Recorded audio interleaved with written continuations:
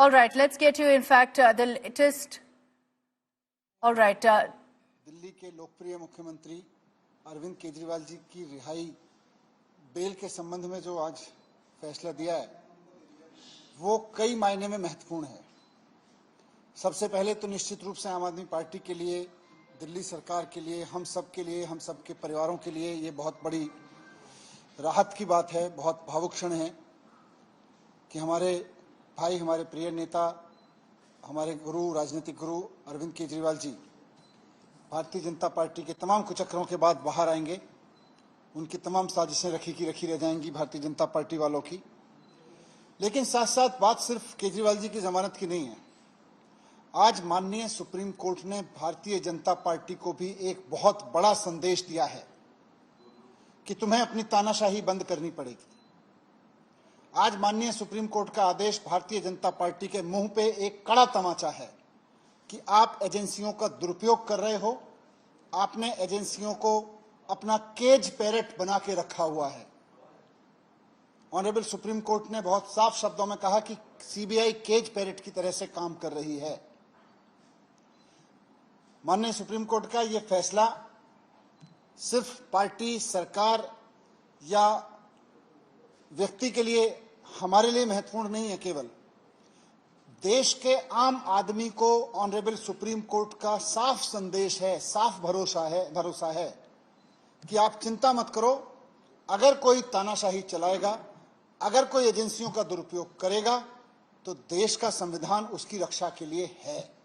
संदेश साफ है ऑनरेबल सुप्रीम कोर्ट का कि तानाशाही के खिलाफ देश का संविधान हर आम आदमी के लिए रक्षा के लिए है।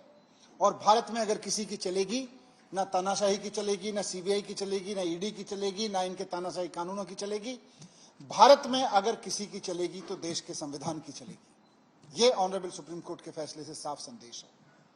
दूसरी बात, ऑनरेबल सुप्रीम कोर्ट के संदेश से यह साफ है कि भारतीय जनता पार्टी सीबीआई को और ईडी को अपने तोता मैना की तरह इस्तेमाल करते हुए अरविंद केजरीवाल जी को अंदर रखने के लिए साजिशें रच रही थी। खुद ऑनरेबल सुप्रीम कोर्ट में यह कहा गया आज कि जिस तरह से सीबीआई ने सीएम साहब को अरेस्ट किया, उससे यह साफ हो जाता है कि सीबीआई जानबूझकर केजरीवाल जी को अंदर रखने की मंशा के तहत उनको गिरफ्तार कर रही थी। ये बात आज के ऑनरेबल सुप्रीम कोर्ट के फैसले में साफ हो रही है। केजरीवाल जी को जेल में रखने की मंशा के तहत सीबीआई केजरीवाल जी को अरेस्ट करती है। और ये मंशा किसकी है? केजरीवाल जी ने कुछ गलत तो किया नहीं। मंशा है भारतीय जनता पार्टी की। भारतीय जनता पार्टी की यह मंशा थी कि अरविंद केजरीवाल जी अंदर रहें जेल के। इसलिए जब ईडी से केजरीवाल जी बाहर आने लगे तो उस वक्त सीबीआई से उनको अरेस्ट कराया गया।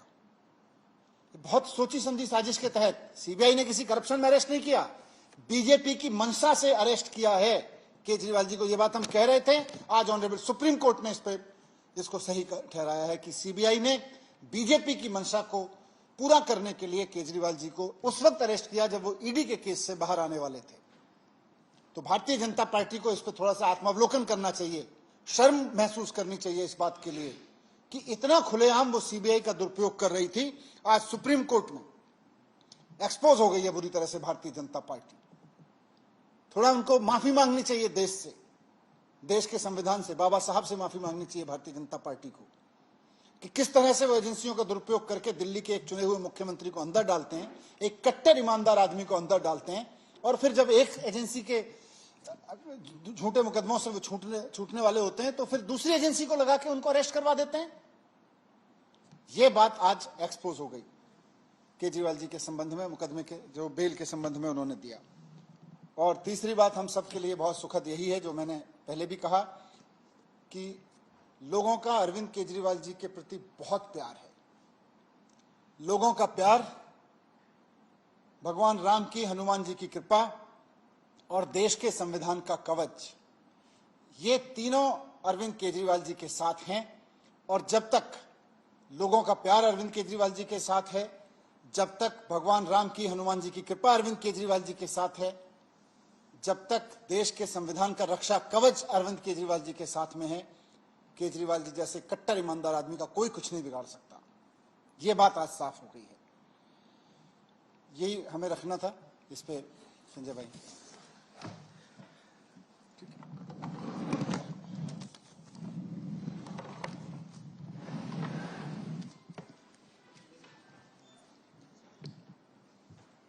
पहले दिन से ही हम लोग ये कह रहे हैं कि ये पूरा मामला झूठ की बुनियाद पे खड़ा किया गया है और इस झूठ को फैलाने में, इस झूठ को बनाने में जिम्मेदार कौन है? देश की सरकार, मोदी जी की सरकार, देश की तानाशाह हुकूमत, जिसने ईडी और सीबीआई को मिलाकर झूठ का पहाड़ खड़ा किया अरविंद केजरीवाल को बदनाम करने के लिए, आम आदमी पार्टी को बदनाम करने के लिए, हमारे नेता और हमारी पार्टी को खत्म करने के लिए। लेकिन आज मनीष सिसोदिया जी की रिहाई, उसके बाद बाकी सारे लोगों की रिहाई और अब हमारे पार्टी के मुखिया अरविंद केजरीवाल जी की रिहाई ने यह साबित कर दिया है कि भारतीय जनता पार्टी के झूठ का पहाड़ ध्वस्त हो चुका है। माननीय सर्वोच्च न्यायालय का फैसला, जिसमें साफ तौर पे कहा गया कि जब ईडी से उनको जमानत मिल गई तो 22 महीने बाद वो सीबीआई सो के जागती है, जिसने 22 महीने पहले केजरीवाल जी से पूछताछ की थी, 22 महीने बाद सो के जागती है कि केजरीवाल को अरेस्ट करना है।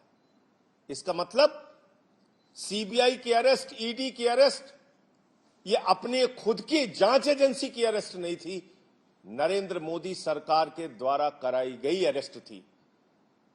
तो तानाशाही का अंत होता है, झुकते हैं तानाशाह, झुकाने वाला चाहिए, और वो झुकाने वाला व्यक्ति है अरविंद केजरीवाल, जिन्होंने अपने संघर्ष की बदौलत, अपनी ईमानदारी की बदौलत, अपनी निष्ठा की बदौलत दिल्ली के और देश के लोगों की सेवा करके पूरे देश में अपनी लोकप्रियता हासिल की है। उनको जेल के सीखचों के पीछे आप नहीं रख सकते, जेल के सीखचों के पीछे रख के उनके हौसलों को आप तोड़ नहीं सकते। तो ये आम आदमी पार्टी के एक एक कार्यकर्ता के लिए बहुत खुशी का क्षण है, पूरे देश के लिए और दिल्ली के लिए बहुत ही खुशी का क्षण है। अब हरियाणा और दिल्ली के रण में भारतीय जनता पार्टी को बुरी तरीके से हम लोग पराजित करेंगे और केजरीवाल जी के बाहर आने के बाद उस अभियान में भी बहुत बड़ी मजबूती मिलेगी। आज फिर से एक बार सुप्रीम कोर्ट ने यह कहा कि सीबीआई सरकार का तोता है। तोता मैना, ईडी, सीबीआई, इनका इस्तेमाल करके आप बाबा साहब के संविधान को खत्म नहीं कर सकते। इनका इस्तेमाल करके आप लोकतंत्र की हत्या नहीं कर सकते।